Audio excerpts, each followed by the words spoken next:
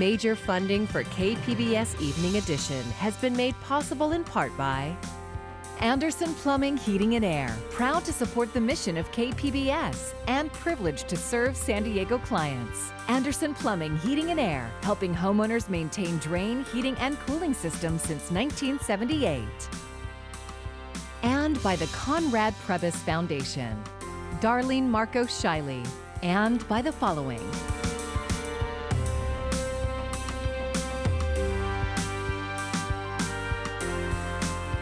And by viewers like you. Thank you. Good evening. It's Monday, August 31st. Thanks for joining us. I'm Maya Trabulsi. From hair salons to gyms, today brought a wave of reopenings in San Diego County under new state guidance. But some local leaders and businesses say it doesn't go far enough. The county announced 304 COVID-19 cases and no additional deaths after 6 people died over the weekend. And starting tomorrow, K through 12 schools will be allowed to bring students back on campus, although not all will. Health reporter Taryn Mento has the latest. Today is the official day that businesses from restaurants and gyms to movie theaters and museums can reopen at a limited capacity. Salons can reopen fully. Is not a green light. It's a yellow light. Supervisor Greg Cox was quick to remind businesses and consumers that caution is still needed. We can support local businesses and do so safely by wearing a face covering, by keeping our distance, and practicing good hygiene. Last time businesses reopened in June, there was a surge of coronavirus positives in San Diego County.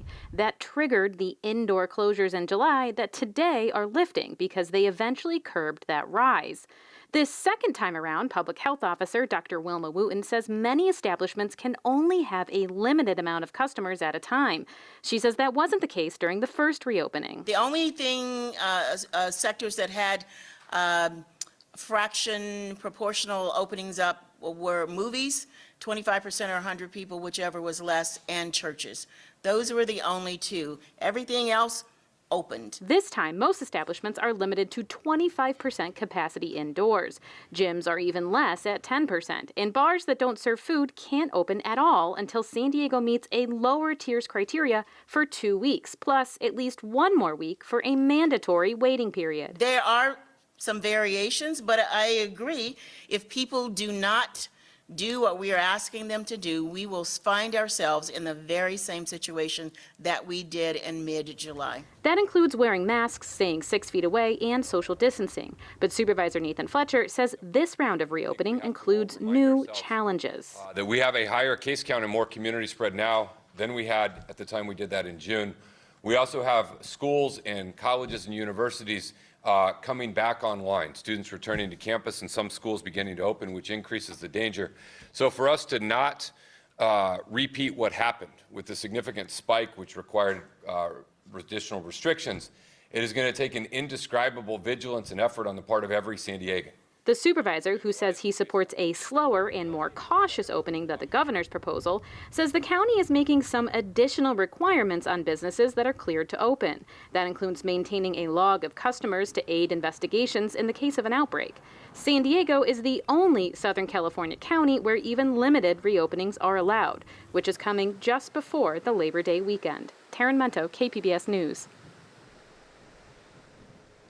Not everyone is happy with the new reopening guidelines laid out by the state. KPBS reporter Matt Hoffman says some in the event and restaurant industry are speaking out. And the announcement from the governor was not enough.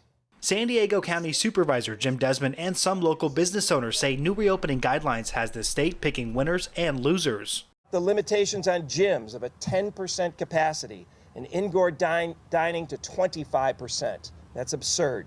Business owners say they can't survive at those levels, which nearly guarantees the failure of many small businesses in the coming months. Very few businesses can afford to survive at 25% maximum capacity. Actually, I don't know any, quite honestly. Those in the restaurant industry say they've followed the rules, most recently moving operations outside, but some are questioning guidance from health officials. We completely transformed our outdoor space, meeting all physical distancing requirements, and quite frankly, I don't even know why, because I don't think it's much safer outside than it is inside. One gym operator says reopening at 10% capacity is simply unrealistic. How am I supposed to bring staff back at a 10% occupancy when I can't even afford, and you can't even turn on the electricity with 10% of occupancy? Quite frankly, our industry is dying. Event planners and others say they can fully reopen safely and just need a chance to prove it. We can contact trace, we can test prior to these gatherings, and yet they're still not allowed. Some say they're worried about staff members that have been laid off for months. When it comes to their mental health, it concerns me because they're at home all day, not doing things that they love, which is serving people. They're making their money. Walmart, Target, all these giant industries. But I can't open my restaurant and provide a living for my staff that need me. The aim of reopening should be to open and stay open.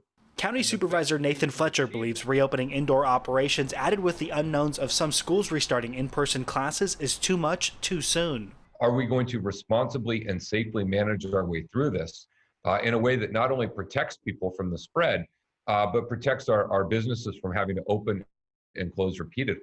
And I think that the path we're on is just simply not a wise one. Under the new guidelines, San Diego still has a, quote, substantial spread of COVID-19. And while Desmond and some others want businesses to fully reopen right away, the state is moving forward with a staggered approach. Matt Hoffman, KPBS News. Today, San Diego State reported 13 more students recently tested positive for COVID-19. In an email, SDSU says 3 of the infected students live in on-campus housing. 2 of those students have been moved to a designated isolation room, while the other is isolating away from campus. SDSU says none of the 13 who tested positive attended any in-person classes. Only 1 had a brief visit to the SDSU bookstore. 7 other student cases were announced last week.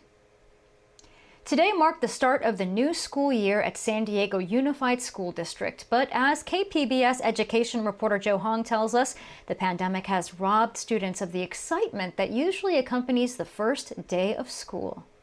After months of planning, the county's largest school district kicked off its first all-virtual beginning to a new school year. While students, parents, and teachers at San Diego Unified were largely disappointed by distance learning when schools first shut down in March, students said other than some minor hiccups, the first day of school went smoothly. And it went really well today. Kate Chasen is a junior at Sarah High School. She attended a Zoom meeting for her AP English class today. She went through what the class is going to look like, what her process is with it, with how class is going to be, her standards for us and for herself. And we kind of just went through the basics of the class. Students at Sarah High School are taking 3 classes this semester, half the usual number. But each class will cover a year's worth of material. I'm taking AP English Language Composition, which is already a very rough course to do for the entire year. I know my sister took it, a bunch of my friends took it, and they had a hard time getting through it even in a full year. And so I'm a little nervous. Apart from the academics, students are wondering if they'll make any new friends during virtual learning. That's something my other friends are kind of worried about. Nina Tipton is a junior at San Diego High School. A lot of people make new friends and enjoy the new school year because they can meet new people that they haven't before in their classes. And that might kind of be an issue. To prevent feelings of isolation in students, Chasen hopes that schools will better publicize the mental health services they provide. A lot of students just don't know that it exists. And I feel like especially now when we're all in our own homes having to do schoolwork by ourselves, it would be a lot easier. There would be a lot more peace of mind to know that there are those people and there are those resources out there to help. San Diego Unified has not yet set a date for when it would reopen physical schools. The district did announce last week that up to 12,000 students with special needs would come back for in-person learning as soon as late September. Joe Hong, KPBS News.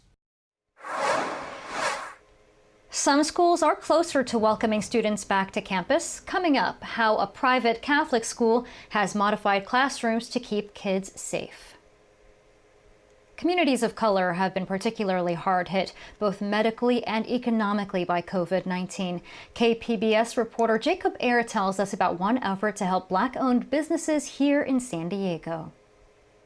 Today, the Black Chamber of Commerce announced over $1 million in grant funds for small businesses affected by the COVID-19 pandemic, like this one here in Point Loma. Every little thing helps in this difficult time. You know, you're going to be dealing with a lot of different issues, capital shortages because the business or the sales are not as what you expected them to be or you planned for them to be or what they were in the past. So you need all the help you can get across the board. The Relief Fund was created in June for Black-owned businesses across the county.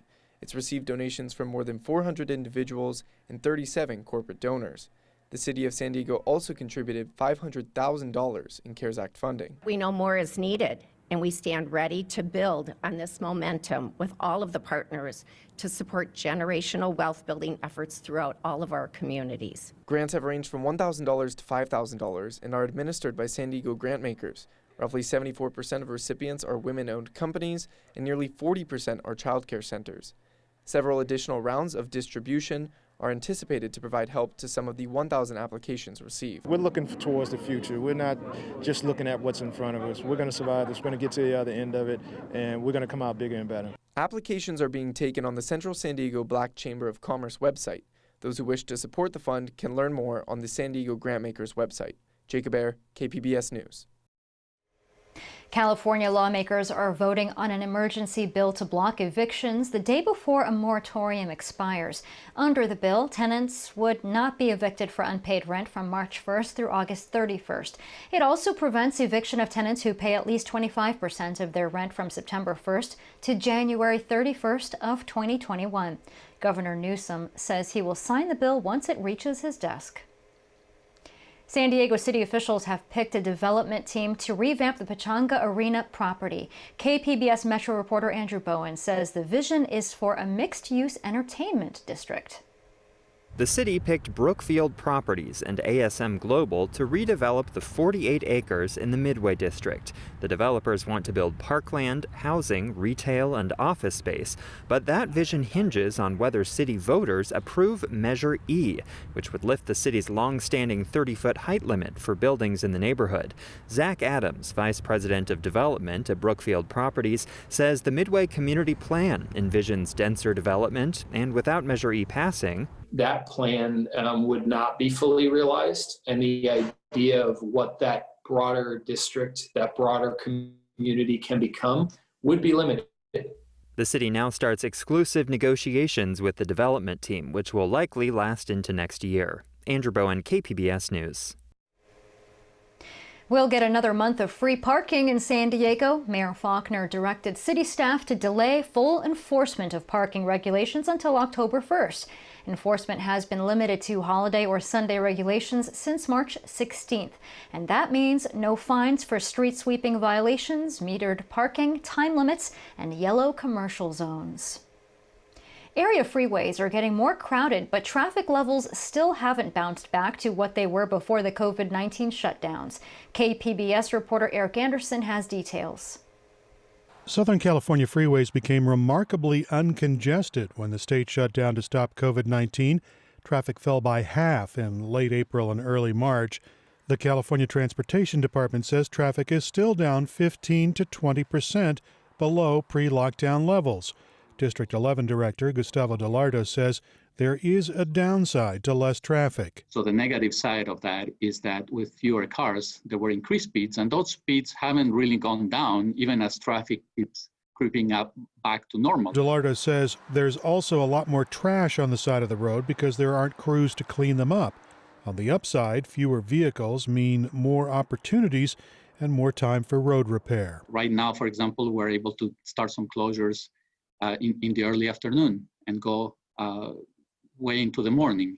Normally, sometimes we may not start these closures until 9 o'clock at night or 10 o'clock at night, and we have to reopen everything by 4 or 5 o'clock in the morning because then the traffic starts building up. Delardo says regional planners are still trying to figure out the long-term impacts of the pandemic.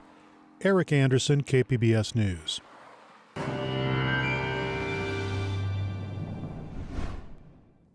Here's a look at our weather headlines on this Monday. Well, generally dry weather persists throughout the upcoming week. And as we take a look at our temperatures, quite comfortable to start off the week, but they'll slowly be on the rise. And by the end of the week and the weekend, well, it looks like it is going to be very hot once again. So the heat is coming back. For tonight, we'll have our usual nighttime and morning low clouds and fog. Temperatures drop down to 65 in Oceanside, 68 in San Diego. Ramona tonight down to 57, and Escondido's 60. Borrego Springs 74. For tomorrow, well, looks like more of the same and pretty warm in the interior. A little more tolerable here at the coast, and many areas dry. Temperature-wise, we're up to 83 Escondido, 86 in El Cajon. Campo hits 90, and Borrego Springs in the triple digits. San Diego to Oceanside, mid to upper 70s.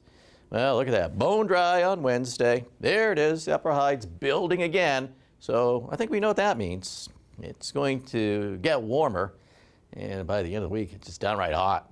So as we take a look at our temperatures here, well, the marine layer starts to shrink some, and the temperature is rising into the 80s Friday and Saturday. Inland valleys, temperatures a little bit warmer, and then it gets hot. Look at that. By the weekend, we are sizzling. Temperatures rising into the triple digits. As we head our way up into the mountains, well, it looks generally dry here. You can see our temperatures on the rise, very warm by Friday and Saturday. Into the deserts, well, it's hot, and then it's sizzling here as the temperatures soar up past 110, getting close to 115. So get ready. The heat's coming back.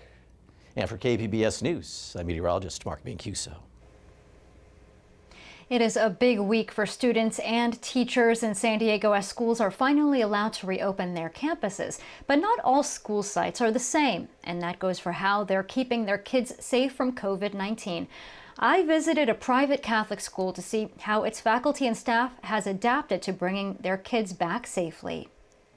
The gate to St. Gregory the Great Catholic School in Scripps Ranch has been closed since March. But that will soon change. We've worked very hard to make sure that it's a safe path to reopening. So being able to come back together on Tuesday is the best blessing we could have. Maeve O'Connell has worked in Catholic schools for 50 years, both in the U.S. and Ireland. She has been principal here for 12 of those years and now leads a student body of 188 K through 12th graders and 40 preschoolers. I think our greatest concern from the very beginning, when we closed way back in March, was the social emotional well-being of our children. We regretted the fact that we couldn't have a spiritual connection in person with our students. And while we were continuing, of course, to support them spiritually on Zoom, it's just not the same. The kids actually started school online on August 18th. O'Connell says after weeks of making modifications, the campus is physically ready to have them back in class. The school spent more than $20,000 beefing up its health and safety standards, like touchless sanitation stations and touch-free thermometers. We were able to avail of some PPE supplies also through the CARES Act, which is extremely helpful to us. So lots of hand sanitizer, masks, and face shields. While the school didn't receive money through the federal CARES Act, it received a government donation in kind.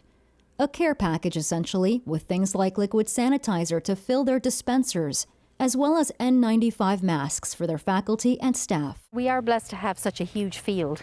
In order to limit class sizes to a maximum of 24 students, which O'Connell calls the coronavirus max, the school capped a limit on new student admissions. It's our other kindergarten classroom.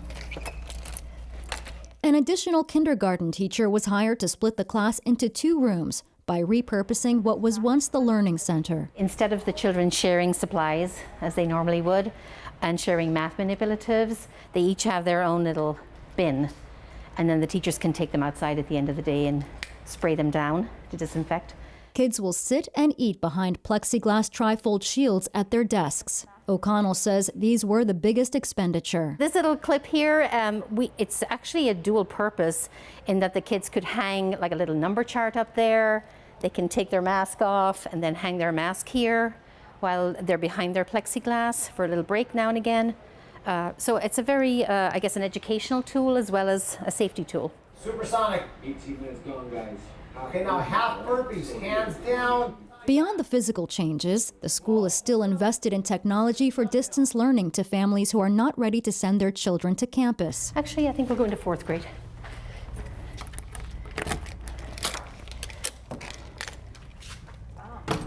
Thank you. Hello. We're going to come in for a minute if you don't mind. The teacher will live stream the lessons to kids at home. Are you Zooming? I will be in 1 minute. This will also be useful if a student, a class, or the entire school has to quarantine in the event of an exposure. Hey guys, how's it going? How was PE? Let's see, Cole, how was it? Tell me a little bit about what happened. We did a lot of dive bombers and push-ups. Even with the creative accommodations made for distance learning, O'Connell's greatest concern is the spiritual isolation her students experienced. This is our patron saint, St. Gregory, with his prayer on the back. She said the school wanted to reinforce the power of prayer and sent each family home with a prayer box. And then there's a little cloth for the table. There's some prayer cards to help with prayers. There's some holy water and a little candle to light when it's time for family prayer. The goal, she says, is to bridge the gap for families who are hungry for a way to express themselves spiritually. I think through the power of prayer, we overcome. And even though we might be a little nervous, and there's always a what if this happens or that happens, we're trusting in God, and we think that with good common sense, good practices, healthy practices, and consistent practices, we'll be okay. So while morning hugs with the teacher are on hold for now, this school still wants students to make healthy connections, both spiritually, academically, and with air high fives.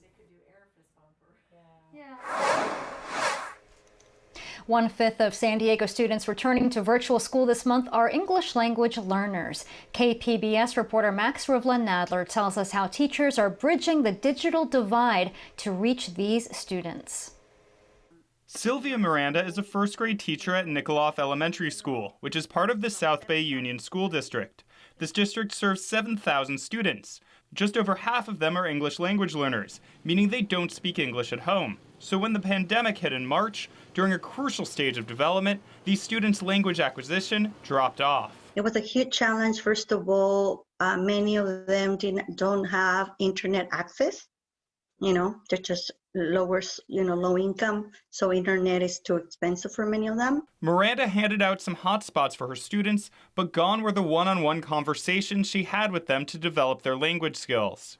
Miranda scrambled to shift online, while her students and their parents grappled with the immediate shift to virtual learning. I don't think I can even count the number of hours that I had to spend just to figure out the new platform on how to do lessons online, how to download videos, how to do my read alouds live and send them links. And it was a lot of work just to get things going.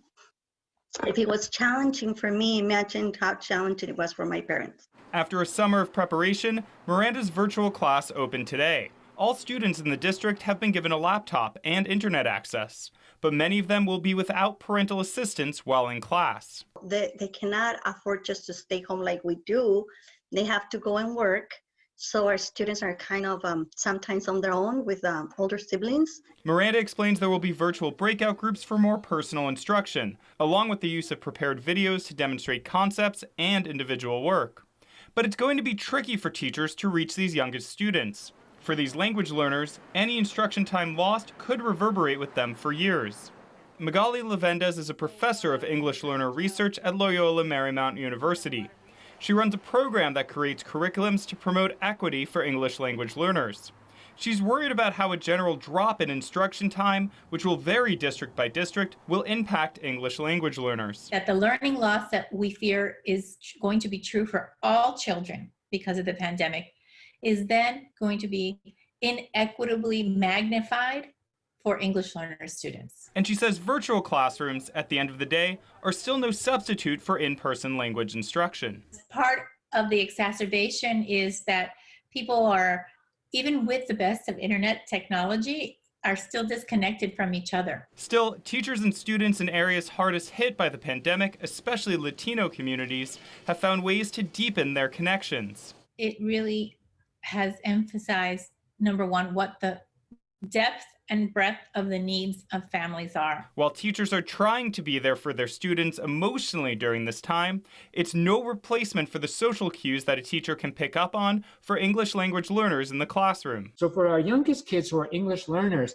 just imagine the conundrum here of understanding what the teacher is trying to explain to you she's basically right in front of you and only a box. And so when you have a box and you're talking about a thing like a ball, you don't really know what the teacher's necessarily talking about or what she's doing. You're hearing the word ball, but it's not making full sense as it would if you were actually doing something where the kids are playing with the ball and doing something that is a language-rich activity. Jorge Cuevas Antion is San Diego County's coordinator for multilingual education across multiple school districts. Even as the county has provided ready-made curriculums, support, and specific standards to teachers, he's not downplaying the challenges this year poses for teachers and their dual language students, especially as conversations between students play such a large role in language acquisition. You can imagine that for our really young kids, TK, pre-K, kinder, it's really tough to expect the kids to be managing conversations and to easily gather all their attention back up. And everything's made all the more difficult as teachers try to battle through barriers of language, technology, and just general bureaucracy. Over the weekend, with classes set to start in just a few hours, parents and teachers in the South Bay posted in Facebook groups about the lack of class assignments, login credentials, and Zoom links, all setting up a first day of school like no other, especially for students who need the attention the most. Max Nadler, KPBS News. You can find tonight's stories on our website, kpbs.org/evening edition. Thank you for joining us. I'm Maya Trabulsi. Have a great evening. Major funding for KPBS Evening Edition has been made possible in part by Anderson Plumbing, Heating and Air, proud to support the mission of KPBS and privileged to serve San Diego clients. Anderson Plumbing, Heating and Air, helping homeowners maintain drain, heating, and cooling systems since 1978. And by the Conrad Prebys Foundation, Darlene Marcos Shiley. And by the following: